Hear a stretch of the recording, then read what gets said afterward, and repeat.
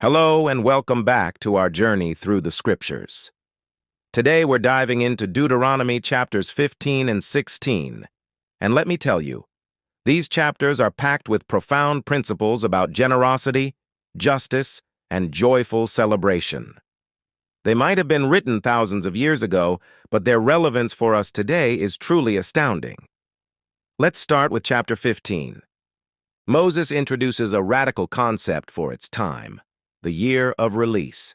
Every 7 years, all debts among fellow Israelites were to be canceled. Imagine that. This wasn't just a suggestion, it was a command. God's purpose was to prevent a cycle of permanent poverty within the community. He tells them, "There will be no poor among you, if only you will strictly obey the voice of the Lord your God." But it goes deeper. God knows human nature. He anticipates that as the 7th year approaches, people might hesitate to lend, thinking they won't get their money back. And he addresses this head-on, saying, "Be careful that there is no wicked thought in your heart, and your eye is hostile toward your poor brother, and you give him nothing." This is a powerful heart check. The command isn't just about financial policy, it's about cultivating a generous spirit, about opening our hands wide to our brothers and sisters in need without calculation or grudging. True generosity comes from the heart, not from a spreadsheet. This principle calls us to look at our own resources and ask, how can I be a blessing to others? The chapter then speaks about releasing Hebrew servants after 6 years of service. But it's not just about letting them go. The command is to furnish them liberally from your flock, your threshing floor, and your wine press.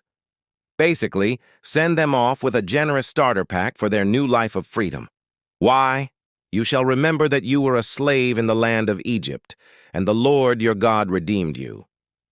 Their own past experience of deliverance was meant to fuel their compassion for others. It's a beautiful reminder that our own experiences of grace should make us more gracious. Now let's move to chapter 16, which shifts the focus from generosity to celebration and justice.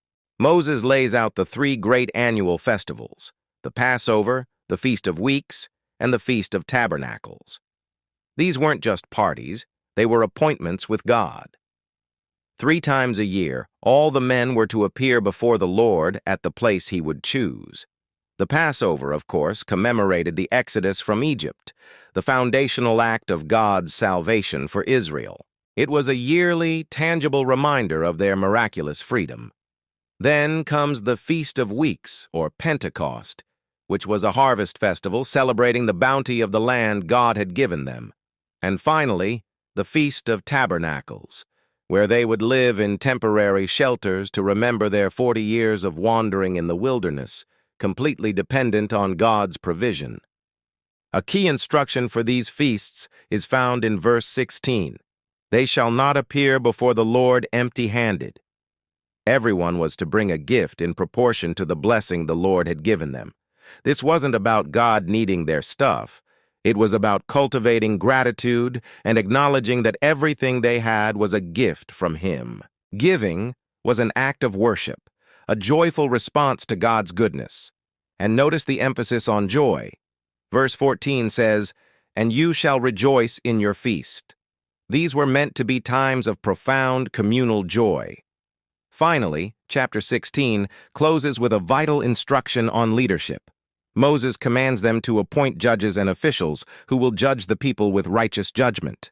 They are warned against perverting justice, showing partiality, or taking a bribe. This establishes a foundation for a just and fair society, reflecting the very character of God, who is the ultimate righteous judge. Justice and worship are intertwined. You can't have one without the other. So what's the takeaway from these 2 powerful chapters? It's a call to build a community founded on radical generosity, joyful gratitude, and unwavering justice. It's about remembering where we came from, celebrating God's provision, and treating others with the same grace and fairness that God has shown us. These aren't just ancient laws. They are timeless principles for a life that honors God and blesses others. Thank you so much for joining me today. I hope this exploration has been as encouraging for you as it has been for me.